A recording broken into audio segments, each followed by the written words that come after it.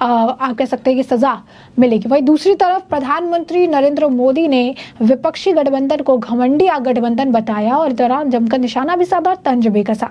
क्या कहा प्रधानमंत्री ने, तो बता दें आपको कि देश के प्रधानमंत्री नरेंद्र मोदी जो है विपक्ष द्वारा लाए गए अविश्वास प्रस्ताव पर चर्चा के पहले संसद भवन में भाजपा संसदीय दल की बैठक हुई थी और भाजपा संसदीय दल की बैठक में पीएम मोदी भी मौजूद रहे, जहां उन्होंने विपक्ष पर जमकर हमला बोला।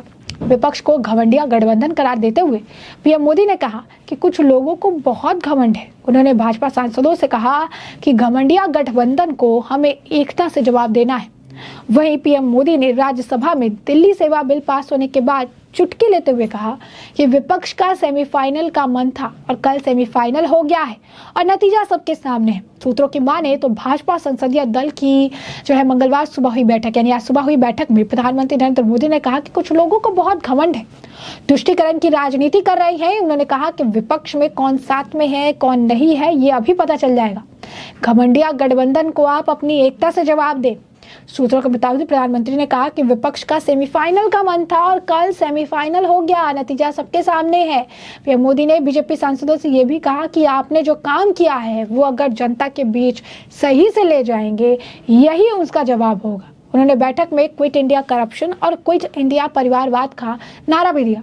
उन्होंने कहा कि भ्रष्टाचार और परिवारवाद को भारत से बाहर निकालना है। पीएम मोदी ने कहा कि हमने जो कॉन्फिडेंस का काम 2018 में ही दे दिया था, आज काम आ गया।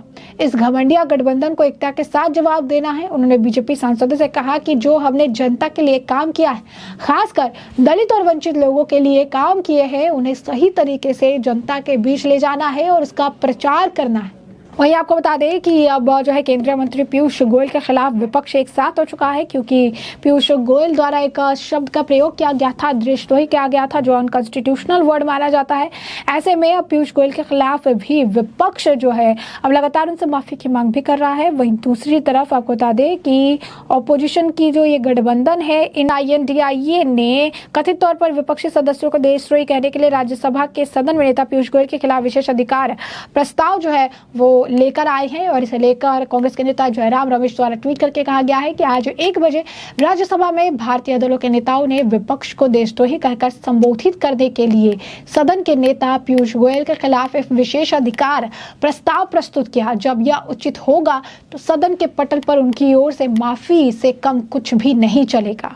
तो ये उनकी तरफ से बयान दिया गया है। तो अब देखिए जमकर बयानबाजी का वक्त चल रहा है, जमकर बयानबाजी की जा रही है, बयान दागे जा रही है और आरोप प्रत्यारोप भी देखने के लिए मिल रहा है।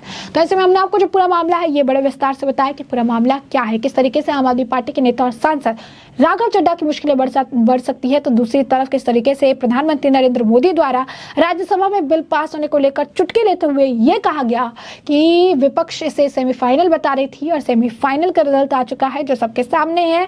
तो वहीं पीयूष गोयल की भी लेकर विपक्ष जो है विशेष अधिकार मामला जो है नोटिस जो है वो लेकर आ रहा है। तो ऐसे में अब इस पूरे मामले पर आपकी भी जो राय हो हमें कमेंट सेक्शन में कमेंट करके जरूर साझा करिए। धन्यवाद।